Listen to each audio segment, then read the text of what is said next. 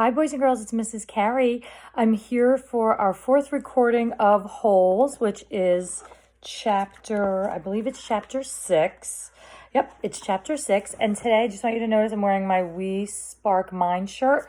This one goes out to my teacher friends that are working from home and teaching on the internet and doing different videos and recordings and times with their students. And I miss my friends and I miss my students. So this one goes out to them. So I hope you've been enjoying the story so far. So when we left off, Stanley had already gotten to camp. So today we're going to read more about him being at camp. So here goes Holes, chapter 6. Stanley took a shower, if you want to call it that, ate dinner, if you would call it that, and went to bed, if you would call it that.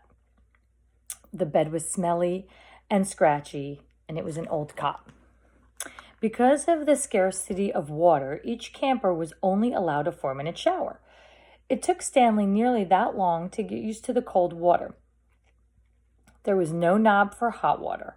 He just kept stepping into, then jumping back from, then spray until the water shut off automatically. He never managed to use his bar of soap, which was just as well because he wouldn't have had time to rinse off the suds. Dinner was some kind of stewed meat and vegetables. The meat was brown and the vegetables had once been green. That sounds gross. Everything tasted pretty much the same. He ate it all and he used his slice of white bread to mop up the juice.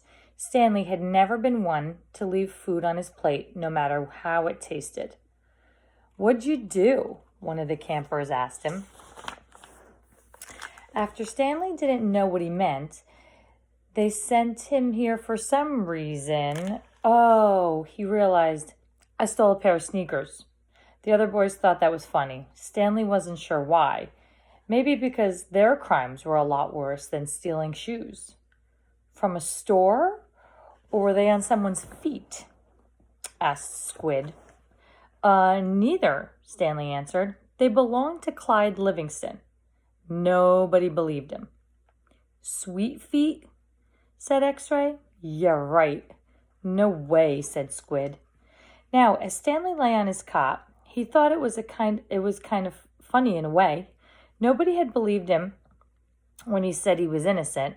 Now, when he said he stole them, nobody believed him either.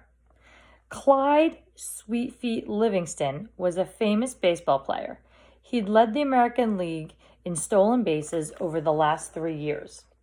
He was also the only player in history to ever hit 4 triples in one game. Stanley had a poster of him hanging on the wall of his bedroom. He used to have the poster anyway. He didn't know where it was now. It had been taken by the police and was used as evidence of his guilt in the courtroom.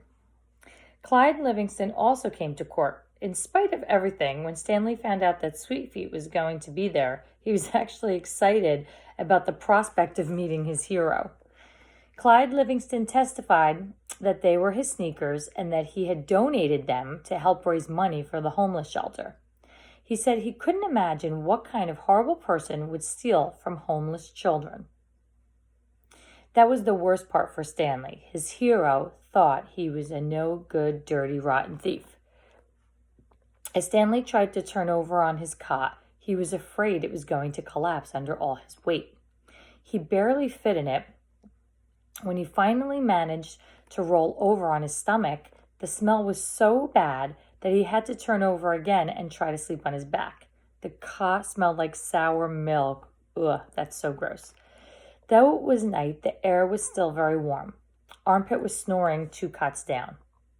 Back at school, a bully named Derek Doone used to torment Stanley. The teachers never took Stanley's complaints seriously because Derek was so much smaller than Stanley. Some teachers even seemed to find it amusing that a little kid like Derek could pick on someone as big as Stanley. On the day Stanley was arrested, Derek had taken Stanley's notebook and, after a long game of come and get it, finally dropped it in the toilet in the boys' restroom. By the time Stanley retrieved it, he had missed his bus and he had to walk home. It was while he was walking home carrying his wet notebook with the prospect of having to copy the ruined pages that the sneakers fell from the sky. I was walking home and the sneakers fell from the sky, he told the judge. One hit me on the head.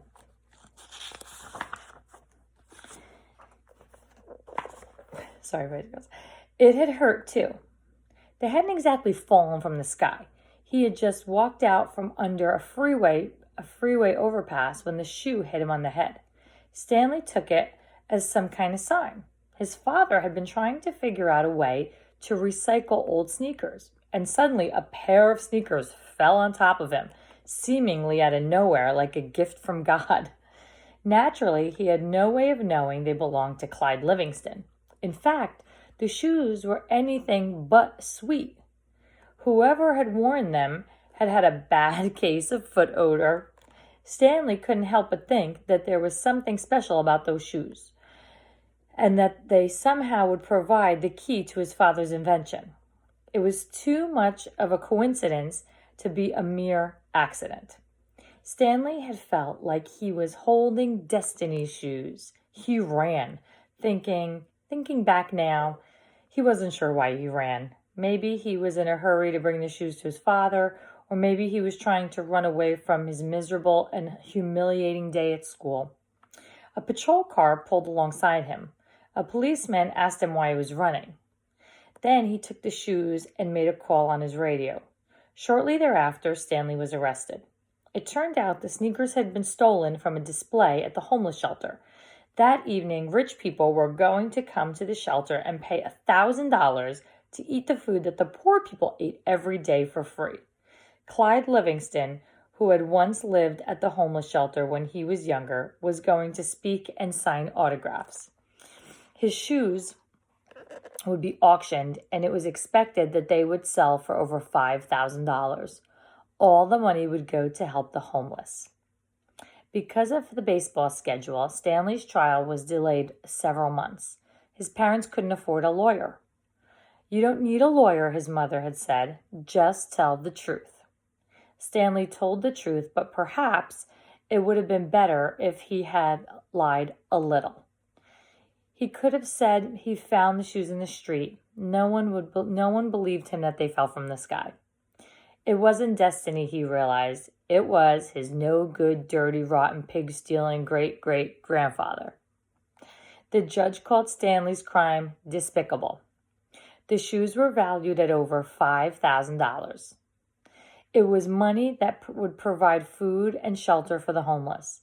And you stole them just so you could have a souvenir. The judge said that there was an opening at Green Camp Lake, and he suggested that the discipline of the camp might improve Stanley's character. It was either that or go to jail. Stanley's parents asked if they could have some time to find out more about Green Camp Lake, but the judge advised them to make a quick decision. Vacancies don't last long at Green Camp Lake. And boys and girls, we're going to stop right there. Tomorrow I will read you chapter 7. I hope you enjoyed the story so far, and I'm curious to find out what happens to Stanley too. Have a good night. I will talk to you later.